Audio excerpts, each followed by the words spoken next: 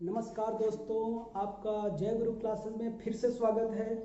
तो आज हम इस वीडियोस में हम आपको इलेक्ट्रिक चार्ज के बारे में पढ़ाएंगे। तो पहली हेडिंग हमारी होगी इलेक्ट्रिक चार्ज।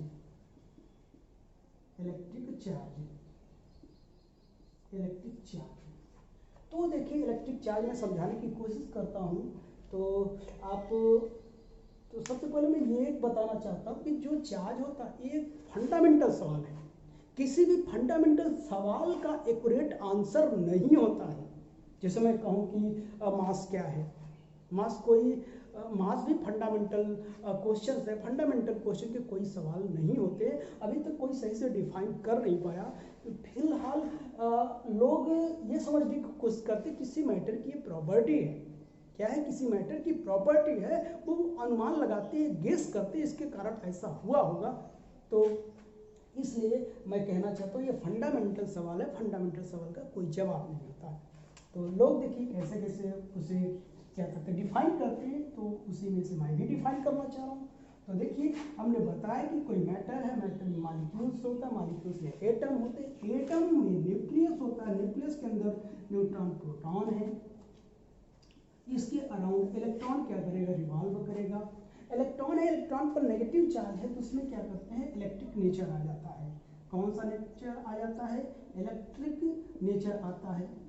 और ये क्या करेगा? रिवॉल्व करेगा। जब रिवॉल्व करेगा तो ये मैग्नेटिक फील्ड क्रिएट करेगा। मैग्नेटिक फील्ड क्रिएट करेगा तो मैग्नेटिक नेचर आ जाएगा। मैग्नेटिक नेचर आएगा, electric nature and magnetic nature.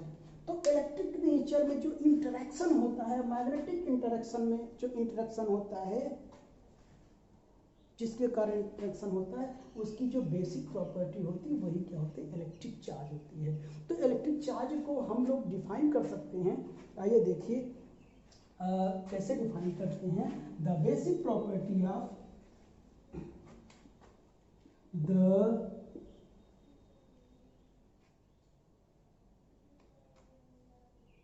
it is the basic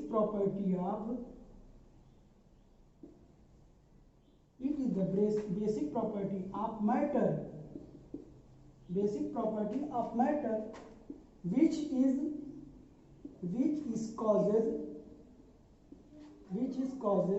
cause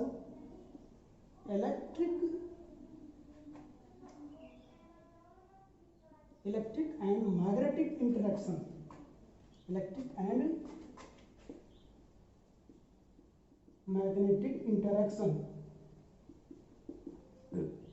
मतलब ये जो इलेक्ट्रिसिटी है, किसी मैटर की वो प्रॉपर्टी है जिनके कारण इलेक्ट्रिक एंड मैग्नेटिक इंटरेक्शन होता है।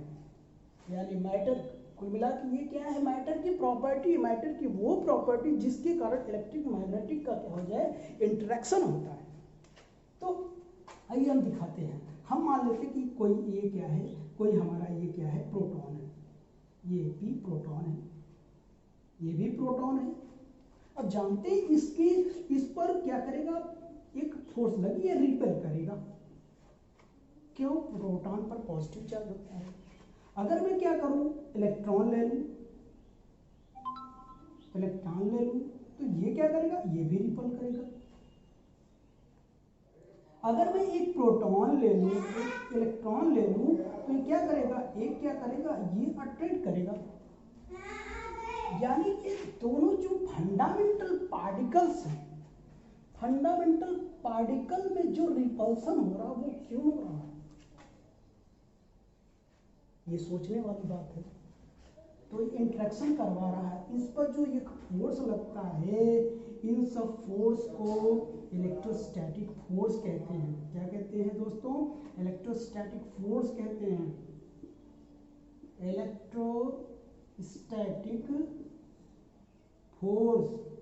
इलेक्ट्रोस्टैटिक फोर्स कहते हैं। अब सवाल ये बनता है कि इसमें इलेक्ट्रोस्टैटिक फोर्स कौन प्रोड्यूस करता है?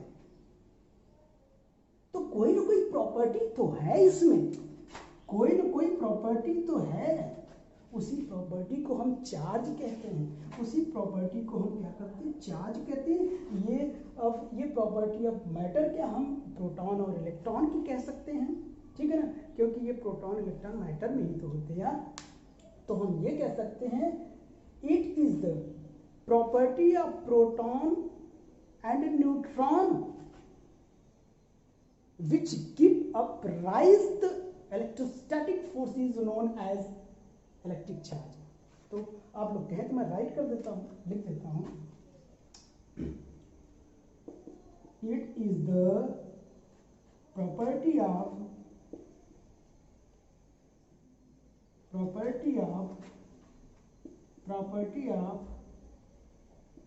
proton और इलेक्ट्रॉन, प्रोटॉन एंड इलेक्ट्रॉन, आप फंडामेंटल पार्टिकल्स लिख सकते हैं, electron and proton and electron which give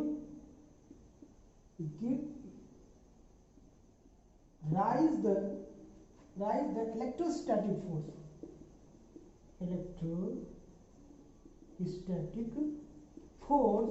is known as electric charge।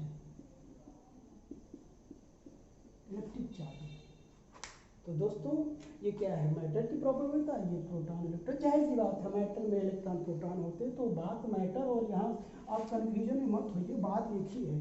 तो ये क्या है कि एक प्रॉपर्टी है जिसके कारण क्या होता है, इलेक्ट्रोस्टैटिक फोर्स जनरेट होता है, ये एक दूसरे को रिपल करता है, अट्रैक्ट करता है। आपने यहाँ तक तो देख लिया होगा। चलिए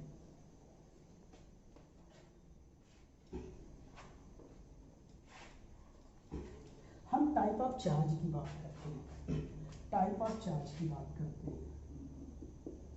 type of charge mainly two type के होते हैं। चार्ज कितने टाइप के होते हैं, दो टाइप के। आपने डिफिनीशन भी पढ़ा, तो 1 2, ये क्या हो जाएगा, पॉजिटिव चार्ज, दूसरा negative charge, positive charge and negative charge, positive and negative. और भी होते जैसे कि हमारा क्या हो गया, पॉइंट चार्ज हो गया, पॉइंट चार्ज होगा जिसमें यूनिट चार्ज हो, पॉइंट चार्ज हो, टेस्ट चार्ज हो गया, जो लैबोरेटरी वगैरह में यूज किया जाता है वो टेस्ट चार्ज हो गया। अगर किसी ऑब्जेक्ट पे कोई चार्ज ना हो तो उसे क्या बोलते हैं, न्यूट्रल चार्ज बोलते हैं। तो ये यूज में ये भी आएंगे। तो अब चलिए हम इसको समझाने की बात करते हैं। तो पॉजिटिव चार्ज वो होता है an object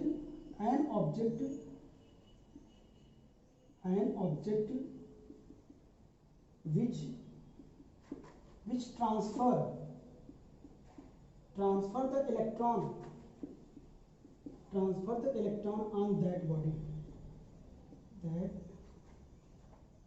electron then acquire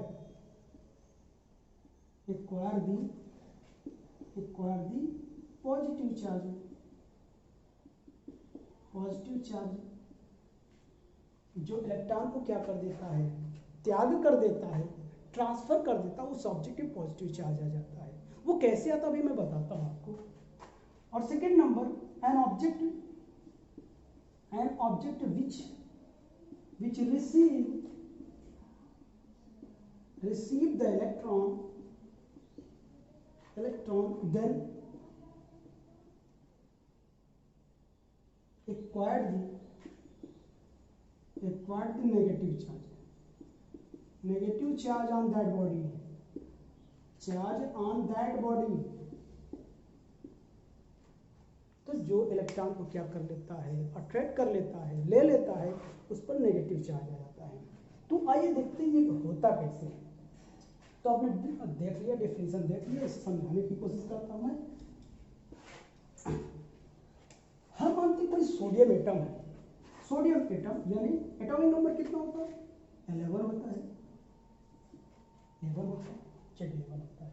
इसका मतलब क्या है, क्या कहना चाहते हैं, इसमें प्रोटॉन कितना होता है, इसमें नंबर ऑफ प्रोटॉन कितना होता है, पी मतलब प्रोटॉन। देखिए इलेक्ट्रॉन को ऐसे रिप्रेजेंट किया जाता है और प्रोटॉन को ऐसे रिप्रेजेंट किया जाता है, ठीक। तो इसमें कितने नंबर ऑफ प्रोटॉन हैं,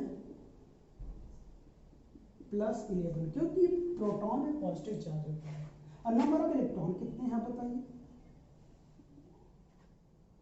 -11। तो इलेक्ट्रिकली बताइए ये पूरा जो एटम है कैसा होगा, न्यूट्रल होगा ना, न्यूट्रल होगा।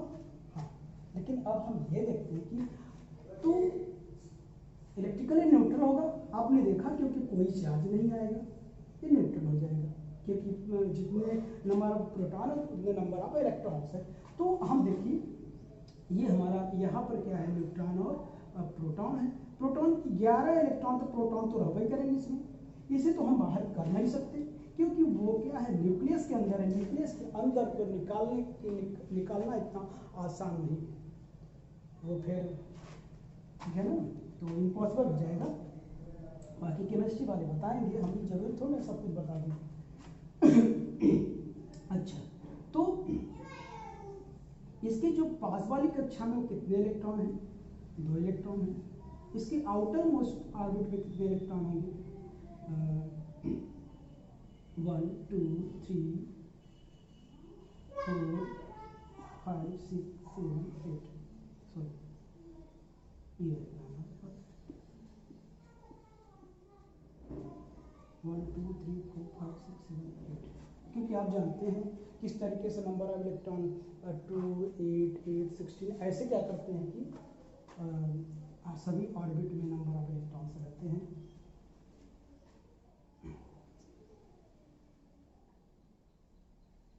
नंबर ऑफ इलेक्ट्रॉन्स रहते हैं, एक बार फिर से बनाता हूँ।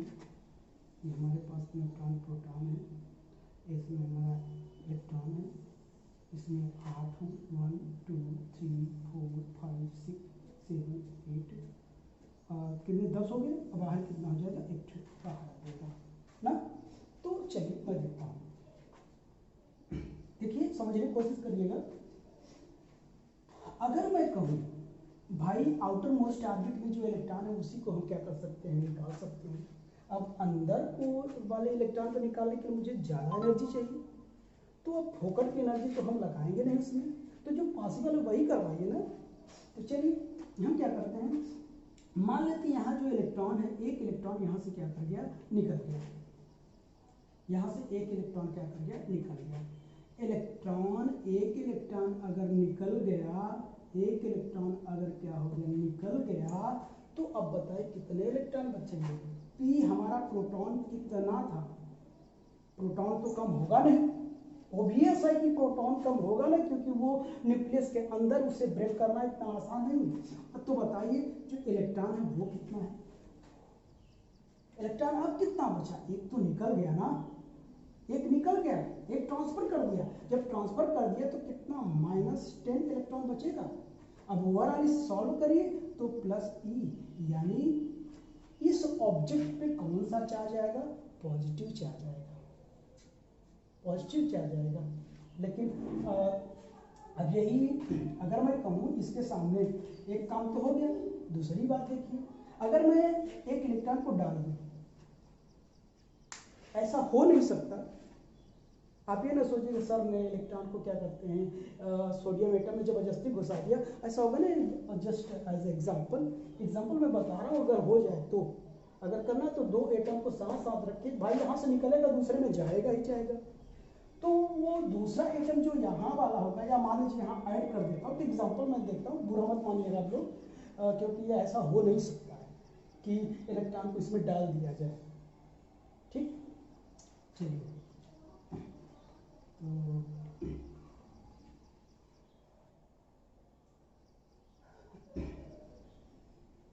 अब देखिए मैं प्रोटॉन क्या हो जाएगा, अगर एक इलेक्ट्रॉन में डाल दिया सपोज कर, तो इसमें +11 रहेगा, इसमें क्या हो जाएगा बताइए, -12 इलेक्ट्रॉन हो जाएगा क्या। अब यहाँ सब्ट्रैक्ट करें तो कितना आएगा, माइनस इलेक्ट्रॉन आएगा, तो इस ऑब्जेक्ट पर क्या हो जाएगा, नेगेटिव चार्ज आया कि नहीं। तो मैंने ये ये बताया जो इलेक्ट्रॉन को क्या कर दे, ट्रांसफर कर दे, उस पर पॉजिटिव चार्ज आएगा, और जो रिसीव कर ले उस पर क्या आ जाएगा, नेगेटिव चार्ज आएगा। आपने समझा और देखा। चलिए हम आगे बात करते हैं, आगे बात करते हैं। तो हम अब बताते हैं टाइप ऑफ चार्जेस हो गया, हम कॉम्बिनेशन ऑफ चार्जेस की बात कर लेते हैं। कॉम्बिनेशन ऑफ चार्ज की बात करते हैं। कॉम्बिनेशन ऑफ चार्ज में दो टाइप के कॉम्बिनेशन होते हैं। पहला क्या होता है, लाइक चार्ज होता है, लाइक चार्ज होता है। दूसरा अनलाइक चार्ज होता है। जो लाइक चार्ज होता है यानी equal, like charges same charges होते हैं, ये सेम चार्जेस होते हैं। और दूसरा क्या होता है, अपोजिट चार्जेस होते हैं, अपोजिट चार्जेस होते हैं। तो अब इसमें लिखना क्या, like charges is always repel to each other, like charges is always repel to each other. Unlike charges is always attract to each other.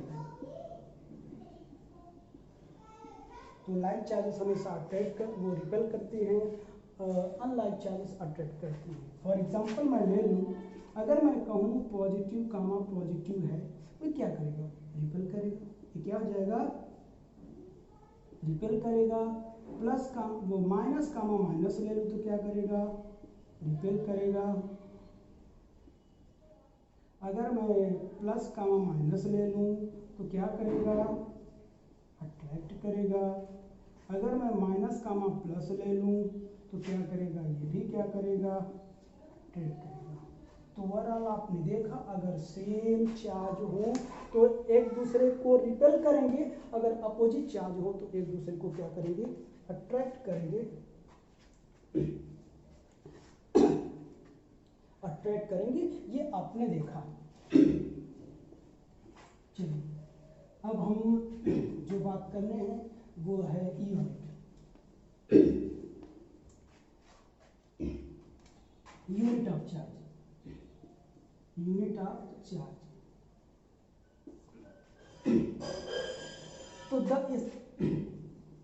एक बारी बारी से देखेंगे। The SI unit of charge is coulomb, is coulomb C. SI unit of charge क्या होता है, Coulomb होता है। और यहीं पे क्या हो जाएगा, आप जानते हैं Q बराबर IT होता है, तो एम्पियर सेकेंड भी लिख सकते हैं। क्या हो जाएगा,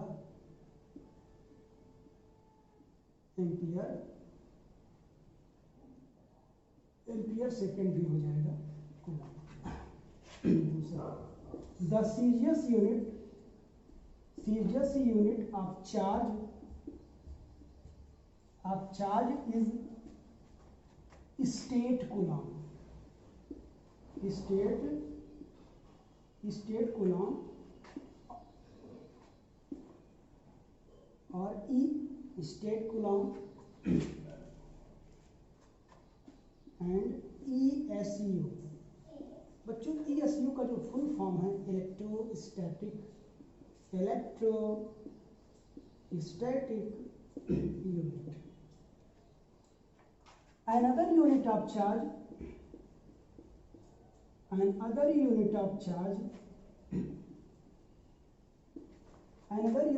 charge is EMU, electromagnetic unit,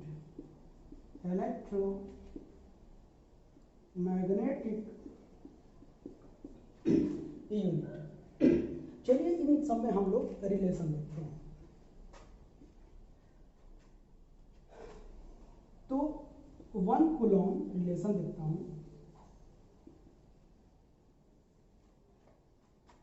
1 Coulomb किसके इक्वल होता है? 3 इंटू 10⁹ ESU। कितना होता है? इसी को स्टेट कूलॉम भी कहते हैं। 3 इंटू 10⁹ ESU। ठीक। और मैं कहूँ 1 EMU कितना होता है?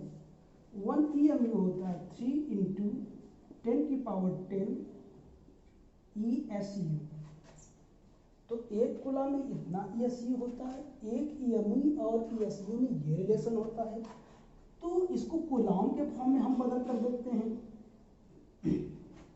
10 into 3 into 10⁹ ESU। This is what? This is the coulomb. तो 1 EMU will be equals to 10 coulomb हो जाएगा।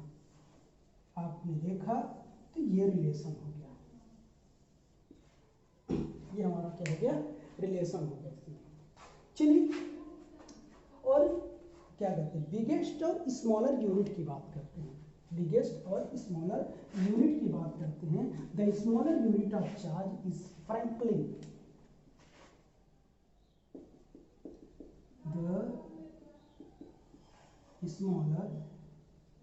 The smaller unit of charge is Franklin.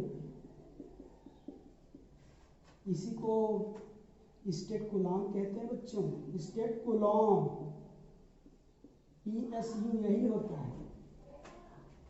ठीक, यही small unit of charge. The biggest unit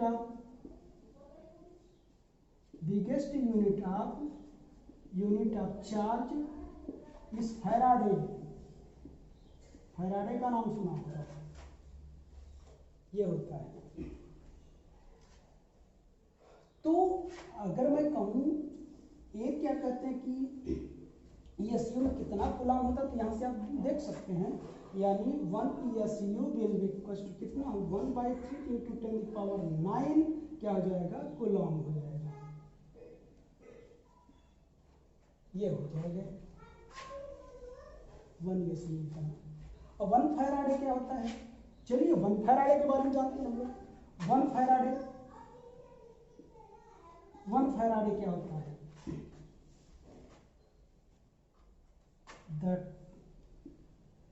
the total number of charge on 1 mole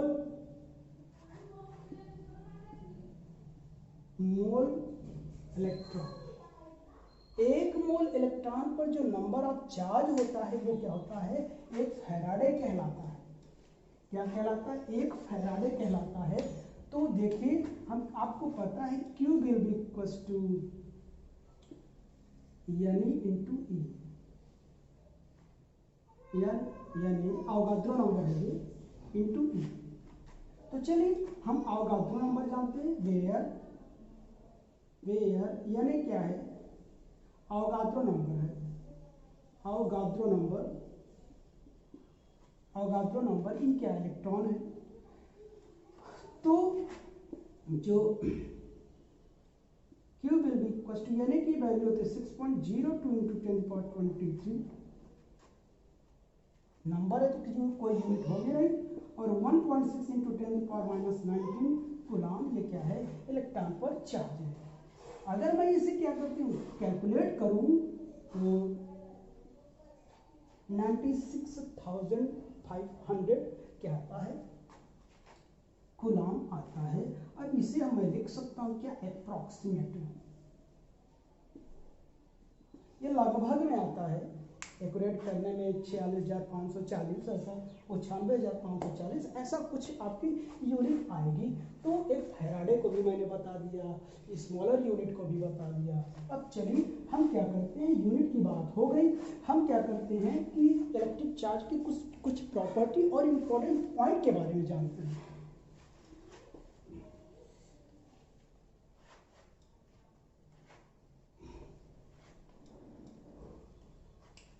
property